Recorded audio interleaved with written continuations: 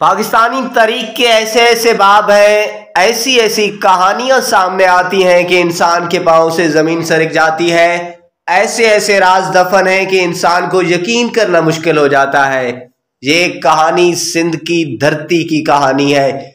सिंध के नामवर तारीखदान और अदीब अता मोहम्मद भंबरू, जो पिछले बरस 3 जून 2020 को इस फानी जहान से कूच कर गया था, जिन्होंने जिंदगी में 300 से ज्यादा किताबें लिखी थी और सिंध का बहुत बड़ा अदीब समझा जाता था और इसका शुमार राजा दार के पैरोकारों में किया जाता है। पिछले बरस इनकी तदफीन के बाद सोशल मीडिया पर कुछ वीडियोस और तस्वीर वायरल हुई थी, जिनमें शाह अब्दुल लतीफ यूनिवर्सिटी खैरपुर के प्रोफेसर साजिद सुमरो को इनकी कब्र को जंजीरों से बांधते हुए देखा गया था और ये सब कुछ इनकी वसीयत के मुताबिक हुआ।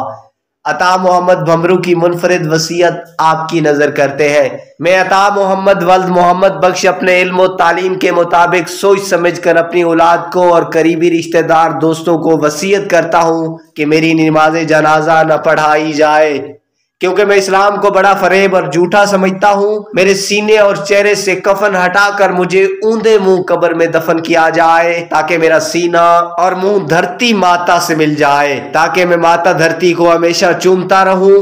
मेरी कब्र को ऊपर से पक्का किया जाए और कब्र की चारों तरफ मजबूत लोहे की जंजीरें डाली जाएं। जब सिंध आजाद हो तब वो जंजीरें खोली जाएं। कब्र के सराने ये कतबा लिखा जाए, यहाँ सिंध माता धरती का एक गुलाम दफन है, जिसकी कब्र सिंध माता की आजादी तक जंजीरों से जकड़ी रहेगी। वसीयत करने वाला अता मोहम्मद भंबरू। और फिर 4 जून 2020 को 90 साल की जिंदगी पाकर ये अता भंबरू मिट्टी में मिल गया और हमेशा के लिए मिट गया। इसे इसकी अबाई गोट बचल भंबरू में बगैर नमाज जनाजा दफनाकर वसीयत पूरी कर दी गई थी। अपने नाम के साथ मोहम्मद लगाने वाला और मोहम्मद सल्लल्लाहु अलैहि वसल्लम के दीन को नौज़बिल्लाह धोखा और फरेब कहने वाला अल्लाह के हुक्म से मौत का वक्त आने पर एक लम्हा भी जिंदा नहीं रह सका। इसकी ख्वाहिश के मुताबिक इसे कब्र में ऊंधा लिटाकर इसे दफन कर दिया गया था। गो के जिंदगी और मौत की हकीकत समेत इस्लाम के निज़ाम को जुटनाने वाले के इस चंद जानने वालों के सामने दफन कर दिया गया था। यकीन नहीं आता ये कैसा शख्स था और इसे क्यों दानिश्वर समझा जाता था या माना जाता था। जिस निज़ाम के तहत दुनिया का वजूद हुआ, जिस निज़ाम इस्लाम के तहत दुनिया की सच्चाई है, जिस निज़ाम को फरोग देने और उसकी हकीकत को आश्कार करने वाले मोहम्मद अरबी सल्लल्लाहु अलैहि वसल्लम के दीन से इनकार करने वाला भला कैसे दानिशवर कहला सकता है।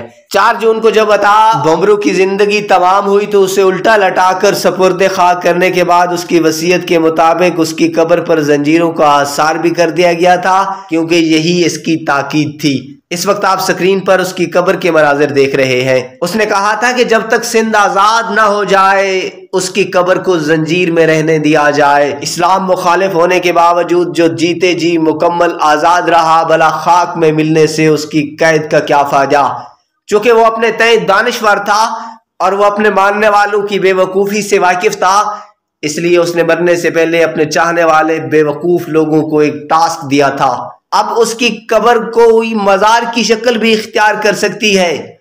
यहाँ इज्तिमा और लंगर का भी एहतमाम किया जा सकता है। मुमकिन है कि मेला भी लगाया जाए, क्योंकि पीपल पार्टी के वफाकी और सूबाई हुकूमत ने उसे 2012 में अवार्ड से भी नवाजा था।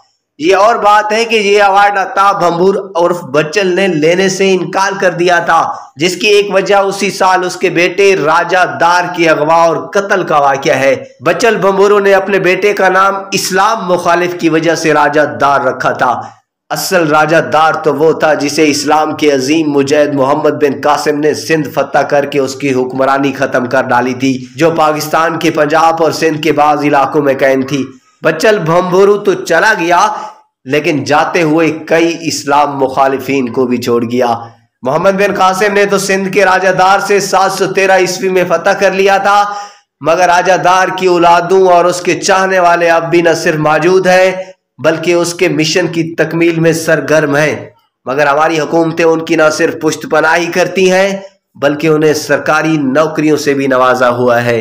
नाज़रीन, हमारी इस कहानी के बारे में एक कमेंट जरूर दीजिएगा। हाँ, اگر ابھی تک آپ نے ہمارا چینل سبسکرائب نہیں کیا تو پلیز ہمارے چینل کو ضرور سبسکرائب کیجئے گا.